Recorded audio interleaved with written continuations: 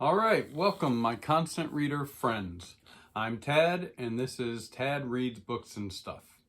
So what are we doing today? Well, we are going to do my top 10 most favorite classic fantasy novels. Let's get the bookkeeping out of the way. So, where am I now? Stone of Farewell, Memory, Sorrow, and Thorn trilogy by Tad Williams. I am listening, of course, to this on audio, and I'm about this far through the book. Just starting chapter 19, and that's page 367 in this book here. So I've got that left to go. I'll finish that up this week easily. Reading R.A. McAvoy, A Trio for Lute. Of course, I finished Damiano. I am almost at the end of the second book, Damiano's Lute. So that will leave Raphael left. It's going to be a push to try to finish this in February. For me, again, I've said I read pretty slowly, but we'll see if we can get this finished by next weekend when I film again. And I'm still reading The 12 by J. Michael Straczynski. I'm about halfway through with this. I'm actually enjoying it. We'll talk more about this when I get that finished. So that's my reading for so far this week. All right, so I want to get into this top 10 as soon as possible because I've been told that my videos can run a little long. I'm sorry. I've been told nobody wants to watch a video of me talking about books for 30 minutes, but unfortunately it's what I love, it's what I do, so it may be. So what did I do? So what I did was I actually took some notes to try to focus my discussions of these books. I'm just basically going to tell you what my top 10 most favorite classic fantasy novels are that I have read. And how do I classify classic? I'm doing it from the 70s and back. So anything that was published in the 80s or newer, of course, will be newer fantasy. But so I took some notes, basic facts, just so I can stay on track and try to keep this video, as short as possible. It's probably still gonna be long. It's me. I'm gonna start talking. But anyways, let's get started. Number 10. This, I think there's gonna be some books on here that maybe some of you haven't read or maybe even haven't heard of, or I don't know, or might not agree with me. That's fine. I would love for you to put down in the comments maybe what your top 10 favorite classic fantasy novels are. That'd be great. But these are mine, and I hope it's interesting for you. Anyways, let's get started. So the first one is Michael Moorcock, The Golden Barge. I guess I'm putting this on here because of nostalgia reasons. Is this the best fantasy novel that I've ever read? No. Is it the best written? No. Let me keep to my notes here. So, The Golden Barge by Michael Moorcock. This version here, this is got 189 pages in it. And the cool thing about this was it was actually written in 1958 and wasn't actually published until 1979. And why is that? Because Michael Moorcock wrote this when he was 19 years old. It's not a big book, and I guess in today's standards, it probably might be a difficult read for some people. Michael Moorcock has a distinct way of writing, and his prose and his beat, how it moves, is kind of distinct to Michael Moorcock, which is one of the reasons why I like him. But this book, you'll see that a lot of these I read in the 70s or the early 80s, but this was one of the first, Michael Moorcock novels that I ever read. It's really cool because he was 19 years old, but a lot of the things in this book kind of inform his future writing after that, especially the Eternal Champion novels. If you are a Michael Moorcock fan and you have not read this, you owe it to yourself to read this. He wrote it when he was 19, and it's about this guy, Jeffrey Tallow, and his search for a golden barge. And of course, it's a travel adventure like many, classic novels. But I love this book. This is my number 10. Let's keep moving. All right, number 9.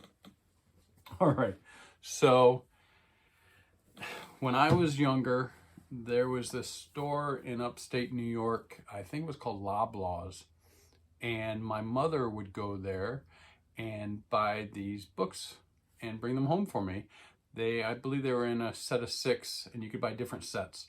And they are these, I guess they're called Airmont.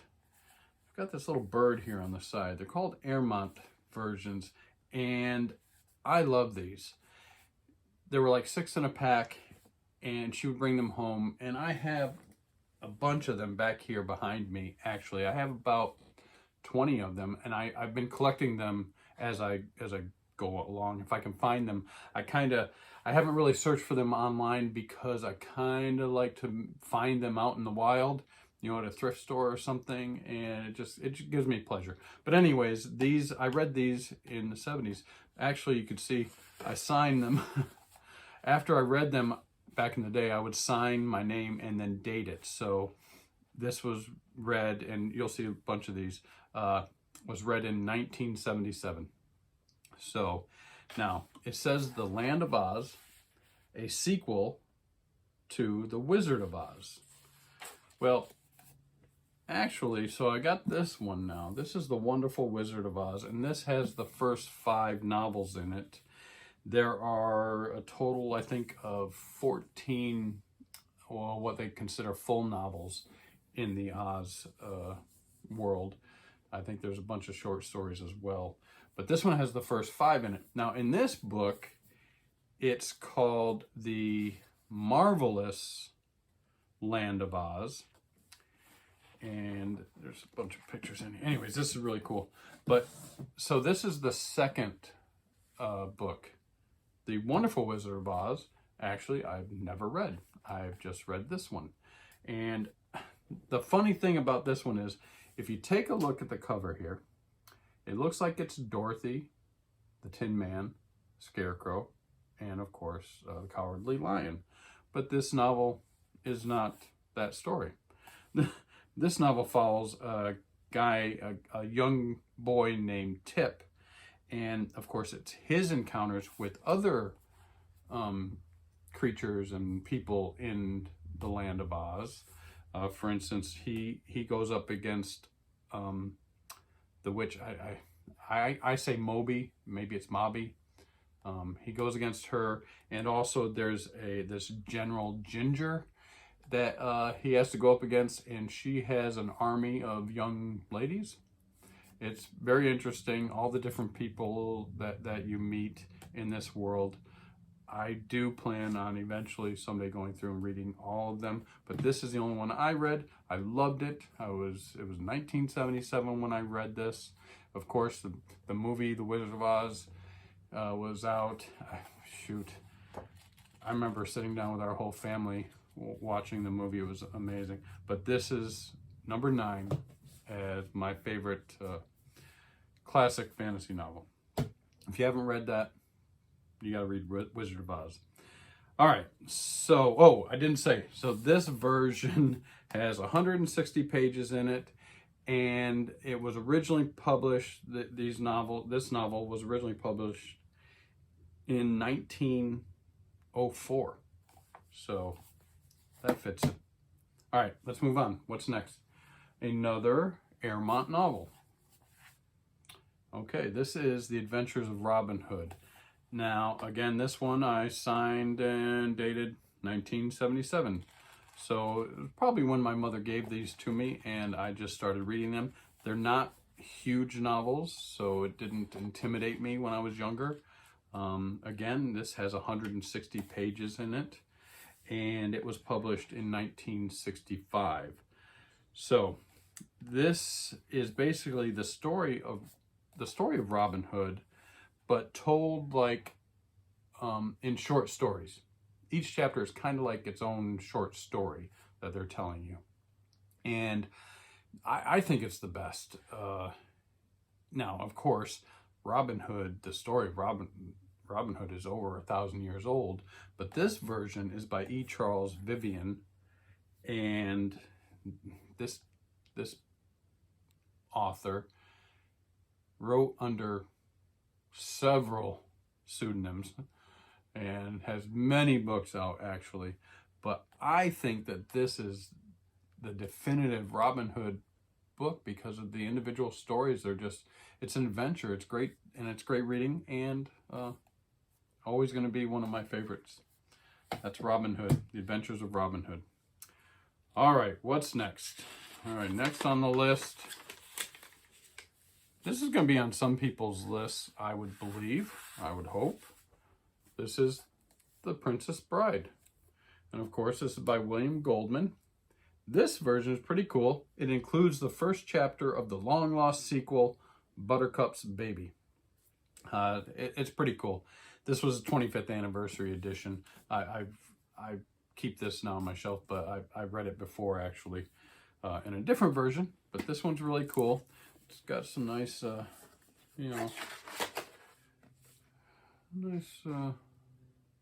map in there.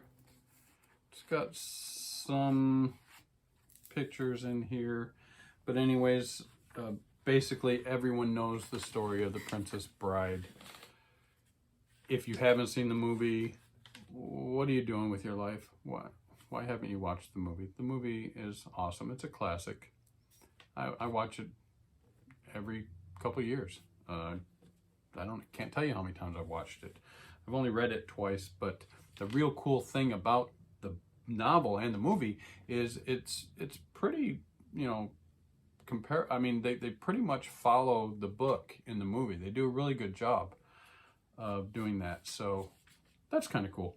But what do you need to know about it? That version that I have has 317 pages and was published in 1973. You know the story, so I don't have to go over it and talk much more about it. But yeah, that's so I've got 10, 9, 8. This is number 7 in my favorite classic fantasy novels that I've read. Next. Now this one, I have never seen this next one on anybody's list of their top favorites. I don't know why. Maybe people don't know about it. I don't know. I'm sure some of you have. But this is number 6 in my all-time favorites. And this is The Crystal Cave by Mary Stewart. Now, this series, she actually has 4 novels in this series. Look at this picture of Mary. Nice old picture of Mary. So let me just get it out of the way. Crystal Cave. This volume that I have has 520 pages, and it was published in 1970. And basically, this is an Arthurian story. It starts with Merlin when he's 7 years old, and it follows him in this book up until pretty much the beginning of Arthur. And again, there's 4 books in the series, but she is such an amazing writer. It really gets you into the stories. It's much more accessible type reading, than Mallory or something like that. But Arthurian novels are going to always be on my top list of fantasy novels that I've ever read. And this one, of course, was introduced to me again by my mother, who loved these books, and I've carried that on. If you have never read Mary Stewart, The Crystal Cave, please go out and buy that. Get this book. It's really good. So next, this is my 5th favorite classic fantasy of all time, and it's The Once and Future King by T.H. White. Again, another author that wrote many books under many different pseudonyms. I don't know why. I mean, I guess everybody does it. Nora Roberts, Stephen King, people write under these pseudonyms. I don't know why. But anyways, he did. And this is a great novel. Let me tell you. Let me get the bookkeeping out of the way. So it's T.H. White. It's 631 pages in this version I have. And the original was published in 1958. Now, the cool thing about this is it collects revised stories of King Arthur. And it really was originally several short novels that he compiled into this larger version called The Once and Future King. Of course, Disney did their animated King Arthur story loosely based on this. And also, if you've ever watched the musical Camelot, that was inspired by the last 2 books in this novel. And so I'm a big musical fan, so I love that. But anyways, it's King Arthur, stories of King Arthur. The short novels, I guess, were originally published, it's saying, I wrote down here in between 1938 and 1940, but then this version was 1958. So that's The Once and Future King, another Arthurian novel that I love. So what are we down to? We're down to my 4th favorite classic fantasy novel of all time. Oh, this one. I have never seen this novel on anybody's top 10 that I've seen on BookTube, but it is, again, it's my 4th favorite novel of all time. And it is Lord Valentine's Castle by Robert Silverberg. Okay, now, some people who may be familiar with this are going to yell and say, oh, this was published in 1980. Yeah, we're walking a tight line here. The novel was actually published in 1980, but it was originally published in short story forms in, what was it, the Magazine of Fantasy and Science Fiction in 1979. So I'm counting it. And plus, again, it's one of my favorite novels of all time. If you have not read Lord Valentine's Castle, please get this novel. You must read it. It's awesome. It follows this guy, Valentine, and he's a prince. He's getting ready to ascend to king, become king. And he wakes up one day and he's nowhere in the castle. He's nowhere even near the castle. And his brain is foggy. He's not really remembering maybe who he is, what's going on. Eventually, he sees a reflection of himself and he is not looking like himself. What happened? So there are some nefarious characters who, through the use of magic and the King of Dreams, they basically took him out of his body and put him in another person's body. And then the nefarious people put one of their people in his body so that they will be able to control the kingdom. And basically it's a classic, fantasy novel where he's in a search he goes on adventures to try to regain his rightful place in the kingdom. And he meets this troupe of entertainers. Tell me if this sounds familiar. and he finds out that he can juggle. So he joins this group of entertainers. They travel.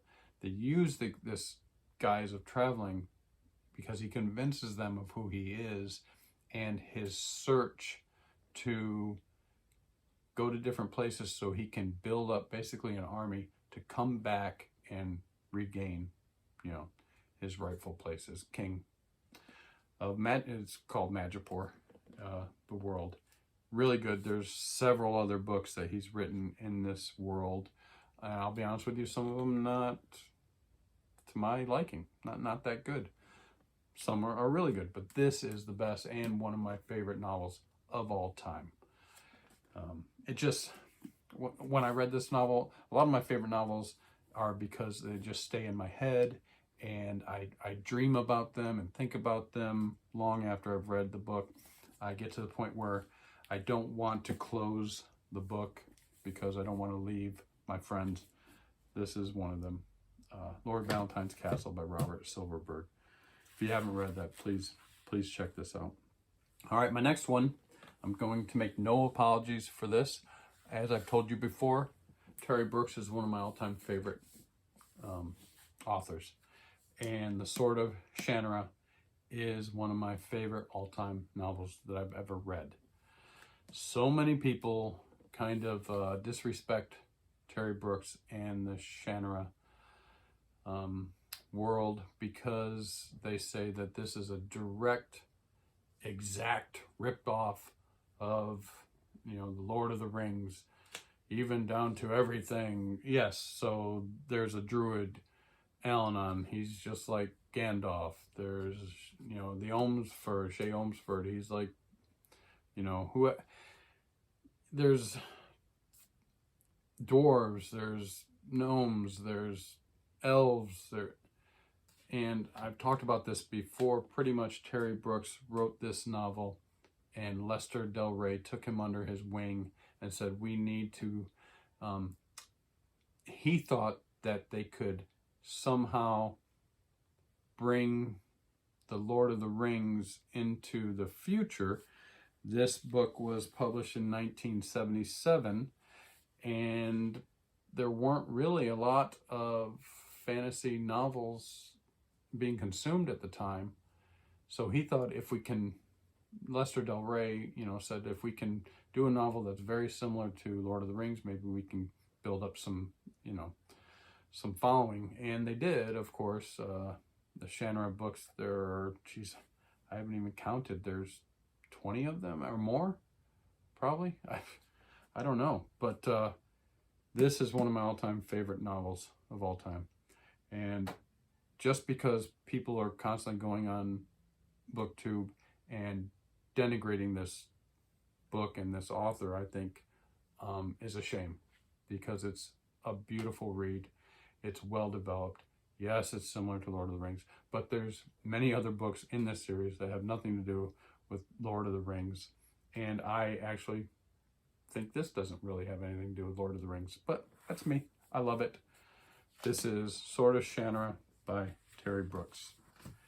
And that is my third all-time favorite classic fantasy novel.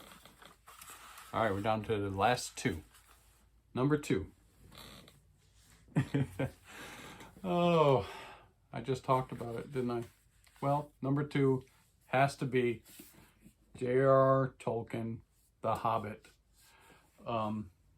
Yes, it's number 2. It's Over the Sword of Shannara. This is my folio edition. These are pretty cool. Of course, there's some cool artwork in them. And look at that. That's pretty cool. So this book is awesome. I have read The Hobbit more than any other book I own. I would venture to say I've read this at least 7 times probably over the years. Not this actual version, but so let's get the bookkeeping out of the way. So this version actually has 245 pages, and the book was originally published in 1937. It's a you know, it was published as a children's book. A lot of fantasy actually is. I mean, even Star Wars was you know, a children's book originally. But I love this book. I love this book better than the rest of the Lord of the Rings. It's better than the trilogy, The Lord of the Rings. Is better than Silmarillion. Is better than anything else. It's my second favorite book of all time. It's just magical. You all know about it. I don't have to talk much more about it. It's The Hobbit by J.R.R. Tolkien. Let's put that back in there. All right, we're down to number 1. This one is, again, because of my mother and nostalgia. This is why this is my all-time favorite novel. It's actually split up into 2. And here's my Folio Society version of it. It's Robert Graves' Greek Myths 1 and 2. Look at this beautiful version of it. My mother started reading this to me. She's probably, I probably was in kindergarten. I was probably 5 years old. And she would, every night before I went to bed, she would read another one of these Greek stories to me out of this Robert Graves. Of course, it wasn't this version, of course. But she would read every night for years. And this is how I fell in love with fantasy, really.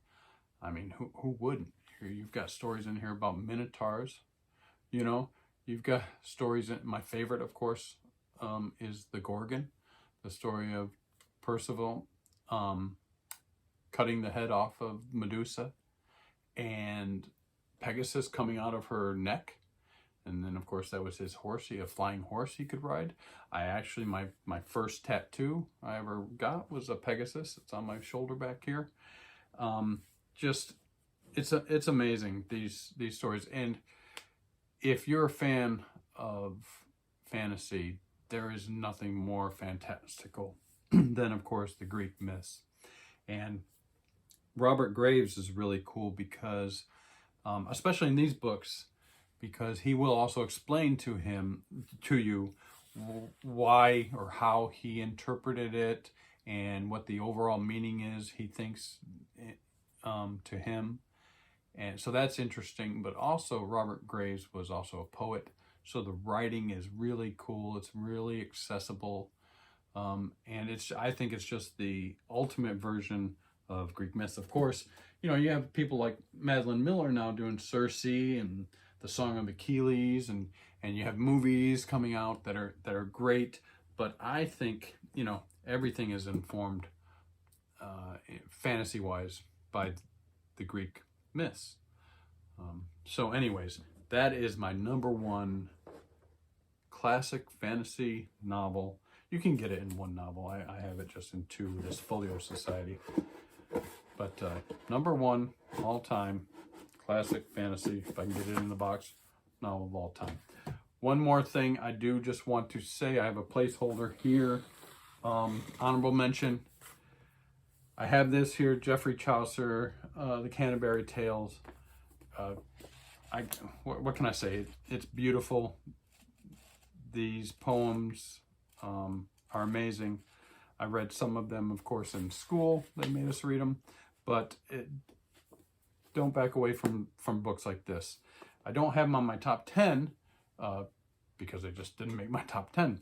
But the Canterbury Tales, the Homer, you know, the Iliad, the Odyssey, the Aeneid, Beowulf. I love Beowulf. It can be a little bit difficult, some of these, to read in the Old English if you read it that way. But they are great, of course, classic fantasy novels. They just didn't make my top 10. So I just wanted to give you that. You see, I wanted to mention, you see my Darth Tater up here on my hat. I got to give a shout out to Darth Tater. Anyways, that's my top 10. Next week, we should be able to finish my books and reviews for the Trio of Loot, of course, Ted Williams, and the 12. And we'll do TBR for next month. All right, people. I appreciate it. Peace out.